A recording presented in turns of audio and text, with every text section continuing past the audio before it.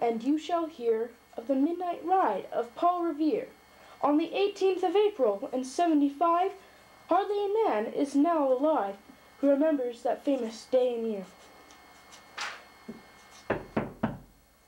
Come in.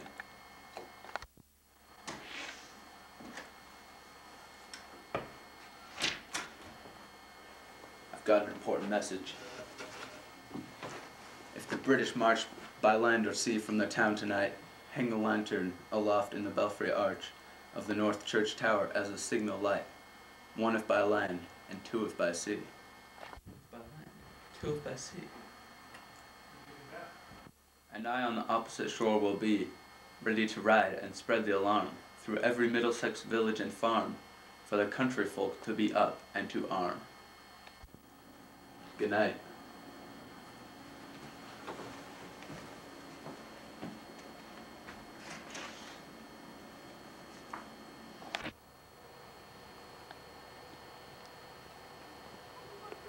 With muffled oar, silently rowed to the Charleston shore, just as the moon rose over the bay, where swinging wide at her moorings lay the Somerset British man of war, a phantom ship with each mast and spar across the moon like a prison bar, and a huge black hulk that was magnified by its own reflection in the tide.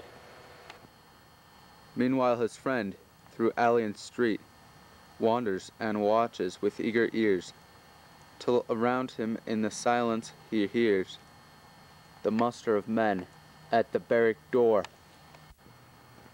the sound of arms and the tramp of feet, and the measured tread of the grenadiers,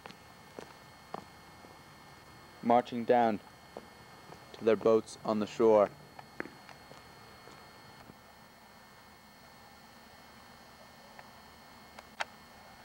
Meanwhile, impatient to mount and ride, booted and spurred with a heavy stride, on the opposite shore walked Paul Revere. Now he patted his horse's side. Now he gazed at the landscape far and near, then impetuous stamped the earth, and turned and tightened his saddle girth. But mostly he watched with eager search the belfry tower of the Old North Church, as it rose above the graves on the hill, lonely and spectral and somber and still. And lo, as he looks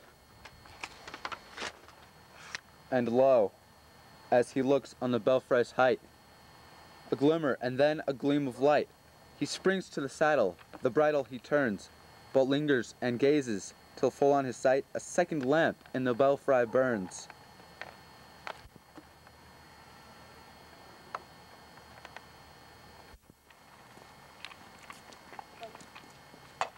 A hurry of hooves in a village street, a shape in the moonlight, a bulk in the dark, and beneath from the Tebbles in passing a spark, struck out by a steed flying fearless and fleet. That was all, and yet through the gloom and the light, the fate of a nation was riding that night. The spark struck out by that steed in his flight, kindled the land into flame with its heat. So through the night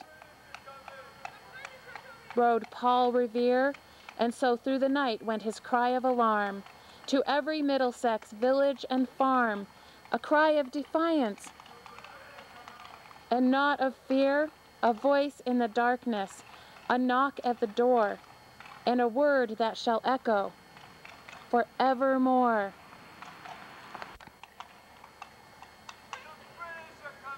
For home on the night wind of the past, through all our history to the last, in the hour of darkness and peril and need, the people will waken and listen to hear the hurrying hoofbeats of that steed and the midnight message of Paul Revere.